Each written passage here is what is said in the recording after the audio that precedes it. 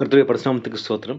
நம்ம வேதத்துல அதிகமா சொல்லப்படுற ஒரு காரியம் என்னன்னா, நம்ம இருதயத்த காத்துக்கொள்ளணும்னு சொல்லியிருக்கு இல்லையா? ஏன்னா, அந்த அந்த இருதயம் மகா திருக்குள்ளது. அந்த இருதயத்த எப்படி காத்துக்கொள்ளணும்னு சொல்லி கடவுள் சொல்றாருன்னு நீங்க பார்த்தீங்கன்னா, நீதிமொழிகள் 4:21 எல்லா காவலோடும் உன் இருதயத்தை காத்துக்கொள். அதனிடத்திலிருந்து ஜீவ ஊற்று புறப்படும்.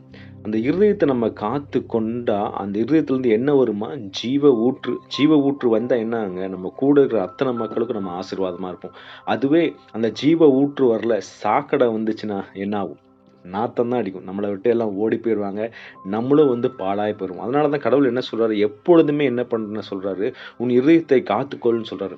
ஏன் நம்ம இருதயத்தை காத்துக்கொள்ளணும்னா, அந்த இருதயத்த தேவனுக்கு பிரியமில்லாத காரியங்கள் யோசிக்கும்போது, அந்த சிந்தனையில வரும்போது, அந்த இருதயம் என்ன ஆகுதுன்னா, கடினமாயி பாவத்துக்குள்ள விழுந்துருது. நம்ம வாழ்க்கையில நெறைய அவிசுவாசம் வரக்கு காரணம் என்னன்னா, நம்ம இருதயம் பொல்லாததா மாறிடுச்சு.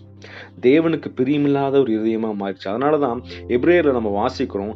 எபிரேயர் 3:12 வாசிச்சீங்கன்னா, சகோதரரே ஜீவனுள்ள தேவனை விட்டு விலகுவதற்கு ஏதுவான அவிசுவாசம் உள்ள பொல்லாத இருதயம் உங்களில் ஒருவனுக்குள்ளும் இராதபடிக்கு நீங்கள் எச்சரிக்கையா இருங்கள். நம்ம தேவனை விட்டு விலகுகிறதுக்கு அந்த இருதயம் கடினமாச்சுன்னா என்ன பண்ணும்னா, அவிசுவாசத்த குடுத்துருமா. அவிசுவாசம் ஒரு பெரிய பாவம். அது நமக்கு தெரியாமயே இருக்குது. என்னைக்கு நம்ம அவிசுவாசத்துக்குள்ள போறோமோ, அதுக்கு ரீசன் என்னன்னு நீங்க பார்த்தீங்கன்னா, நம்ம இருதயம் கடினப்பட்டுருச்சு. அந்த இருதயம் தேவனுக்கு பிரியமில்லாமல் காரியங்கள் செய்து கொண்டிருக்கிறது. அதனால தான் தாவீது எப்பவுமே என்ன சொல்லுவார்ன்னா, சங்கீதம் 51:10 நீங்க வாசிச்சீங்கன்னா, எப்பவுமே தாவீது என்ன கேட்பார்ன்னா, தேவனே சுத்த இருதயத்தை என்னிலே சிருஷ்டியும், நிலைவரமான ஆவி என் உள்ளத்தை புதுப்பியும். ஒவ்வொரு நாளும் என் இருதயத்தை புதுப்பித்துக் கொண்டே இருங்க கடவுளே. நான் ஒரு நாள் ஆவியானவர்னால நிரப்பப்படலன்னா, நான் ஆட்டோமேட்டிக்கா எனக்கு இருதயம் கெட்டுப் போகுதுன்னு சொல்லி தாவீது சொல்றார் இல்லையா? அதனால தான் சங்கீதம் 139:23 வாசிச்சீங்கன்னா, தேவனே என்னை ஆராய்ந்து என் இருதயத்தை அறிந்து கொள்ளும். என்னை சோதித்து என் சிந்தனைகளை அறிந்து கொள்ளும். அடுத்த வசனம் வாசிச்சீங்கன்னா, வேதனை உண்டாக்கும் வழி என்னிடத்தில் உண்டோ என்று பார்த்து நித்திய வழியிலே என்னை நடத்தும். தாவீது என்ன சொல்றாரு? ஒவ்வொரு நாளும் என் இருதயத்தை ஆராய்ந்து பாருங்க கடவுளே. அந்த இருதயத்துல உமக்கு பிரியமில்லாத காரியம், உம்மை ஹர்ட் பண்ற காரியம் இருந்ததுன்னா, அது எனக்கு சொல்லுங்க கடவுளே. அதை விட்டு நான் வெளியே என்ன நீங்க ஜீவ பாதையில நடத்துங்கன்னு சொல்லி அவர் ப்ரேயர் பண்றாரு.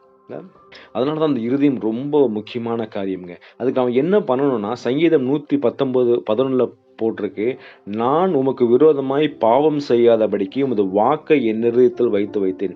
நம்ம தேவனுக்கு விரோதமாய் பாவம் செய்யாம இருக்கணும்னா, தேவனுக்கு பிரியமாய் நம்ம இருதயம் மாறணும்னா, முதலாவது என்ன பண்ணணும்னா, தேவனுடைய வாக்கை நம்ம இருதயத்துல வைத்து வைத்திருக்கணும். அவருடைய வசனத்த நம்ம வைத்திருக்கணுங்க. எப்பொழுதுமே அவர் வசனத்த நம்ம தியானிச்சு கொண்டே இருக்கணும். இந்த காரியம் வசனத்து ஒத்து வருதா? இந்த காரியம் வசனத்துக்கு ஏற்ற விதமா நான் நடக்கிறேனான்னு சொல்லி ஒவ்வொரு காரியத்தையும் நம்ம ஆராய்ந்து பார்க்கும்போது, அது தேவனுக்கு பிரியமா இருக்கான்னு நமக்கு தெரிஞ்சிரும். அப்படி இல்லன்னா, அத விட்டு நம்ம வெளிய வர்றோம். அப்படி இல்லன்னா என்ன ஆகும்னா, நம்ம பழைய ஏற்பாடு காலத்துல எப்படி இஸ்ரவேல் மக்கள் இருந்தாங்களோ, இஸ்ரவேல் மக்கள் என்ன பண்றாங்க, தேவன் அவ்ளோ அற்புதம் அடையாளங்கள் செய்றாரு. ஆனாலும் அவனுக்கு ஒரு அவிசுவாசம். கடவுள் சொல்றாரு, அவர்களுடைய அவிசுவாசம் நிமித்தம் தான் அவங்கனால கானான் தேசத்துக்கு போக முடியலன்னு சொல்றாரு. ஏன்னா, அவங்க முரட்டாட்டுள்ள குணமா இருக்கிறாங்க. கடவுள் மோசே கிட்ட கானான் தேசத்துக்கு போய் 12 பேர உளவு பார்க்க அனுப்புன்னு சொல்றாரு. இவங்க போயிட்டு என்ன சொல்றாங்க, கரெக்ட்டு தான். கடவுள் சொன்ன மாரி அந்த தேசம் பாலும், தேனும் ஓடுது. ஆனா அங்க இருக்கிறது ராட்சசர்கள் இருக்கிறாங்க. அவங்க முன்னாடி நம்ம எப்படி இருக்கிறோம், வெட்டி கிளிகளை போல இருக்கிறோம்னு சொல்லிட்டு, தங்கள் முன்னாடி இருக்கிற பிரச்சனைய பார்க்கறாங்களே தவிர, பின்னாடி நம்மள யார் அனுப்புறா, நம்ம கூட யார் இருக்கிறான்னு சொல்லி மறந்துட்டு, தேவனுக்கு விரோதமா அவங்க என்ன பண்றாங்க, அங்க இருக்கிற இஸ்ரவேல் மக்கள மனம் மடிய செஞ்சறாங்க. ஆனா அதுல 2 பேர் மட்டும் தேவனுக்கு பிரியமாய் நடந்து கொள்றாங்களே, யோசுவாவும் காலேபும். அந்த விசுவாசம் நமக்கு இருக்கா? ஒவ்வொரு தடவையும் அவங்க கடவுளை சோதித்து பார்க்கிறாங்க இல்ல? கடவுள் அவ்வளோ அதிசயமா நடத்திட்டு வராரு. எப்ப பார்த்தாலும் குறை சொல்லிட்டே இருக்கிறாங்க. எனக்கு அது சரியில்ல, இது சரியில்ல. எகிப்திலே இருந்திருப்பேன். நாங்க சந்தோஷமா இருந்திருப்பேன். அங்க எனக்கு மீன்லாம் இருந்தது. எனக்கு வெள்ளரி இருந்தது. எனக்கு பூண்டு இருந்தது. நான் அங்கேயே இருந்திருப்பேன். என்னை ஏன் இங்க கூட்டிட்டு வந்தீங்கன்னு சொல்லி புலம்புறாங்க. கடவுளை சோதித்து பார்க்குறாங்க. அவ்வளோ ஒரு தாயை கருவுல இருக்கிற மாதிரி அவர் தூக்கிட்டு வராருங்க இஸ்ரேல் மக்களை. ஆனாலும் அவர் முறுமுறுப்பு, எப்ப பார்த்தாலும் கம்ப்ளைனிங் ஸ்பிரிட் இருந்து கொண்டே இருக்கிறது. அதனால தான் தேவனுக்கு கோவம் வந்துருச்சு. அவர் கோவத்துல அவர் என்ன பண்றாரு, அவரோட இருதயம் கடினப்பட்டுருச்சு. அதனால தான் அவங்க அவிசுவாசத்துல பேசுறாங்கன்னு சொல்லி கானான் தேசத்துக்கு கூட்டிட்டு போலையே.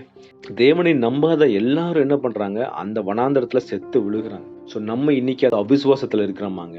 அந்த அவிசுவாசத்துல இருந்தோம்னா நம்ம இருதயம் என்ன ஆகுதுன்னா பொல்லாததா மாறிடுது. அதான் நம்ம வசனத்துல வாசிச்சோம்னா பொல்லாத இருதயமா மாறிடும். அத இருதயத்த நம்ம என்ன பண்ணணும், தேவனிடத்துல குடுக்கணும். கடவுளே என் இருதயத்தை வந்து நீங்க சோதித்து பாருங்க. எந்தெந்த காரியங்கள்லாம் உமக்கு பிரியமில்லாமல் இருக்கிறது.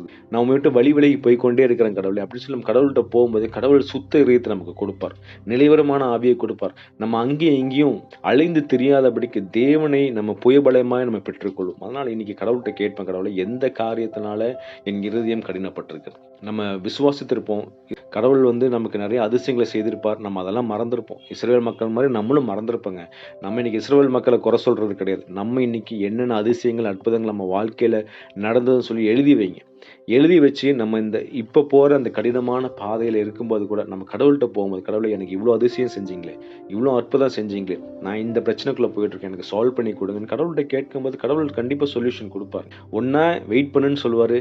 இல்லன்னா இல்லன்னு சொல்லுவாரு. இல்லன்னா ஓகேன்னு சொல்லுவாரு. அவ்வளவுதான். நம்ம கடவுள் வந்து பதில் குடுக்குற கடவுளுங்க. அதனால நம்ம எதை குறித்தும் கவலைப்படாம, விசுவாசத்தோட நம்ம முதல்ல இயேசு கிறிஸ்துவ நம்ம எப்படி சந்தோஷமா ஏற்றுக்கொண்டோமோ, அதே விசுவாசத்தோட நம்ம வாழ்க்கை பயணத்தை நம்ம தொடர்ந்து கொண்டே இருப்போம். கண்டிப்பா நமக்கு பரம காணான் உண்டு. அதனால இன்னைக்கு நம்ம எதை குறித்தும் கவலைப்படாம, நம்ம இருதயத்தை எல்லா காவலோடும் காத்துக்கொண்டு, தேவனிடத்துல அந்த விசுவாசத்தை கேட்கும்போது, நம்ம தேவனுக்கு பிரியமாய் மாறுவோம். கர்த்தர் நம்மை ஆசீர்வதிப்பாராக. ஆமென்.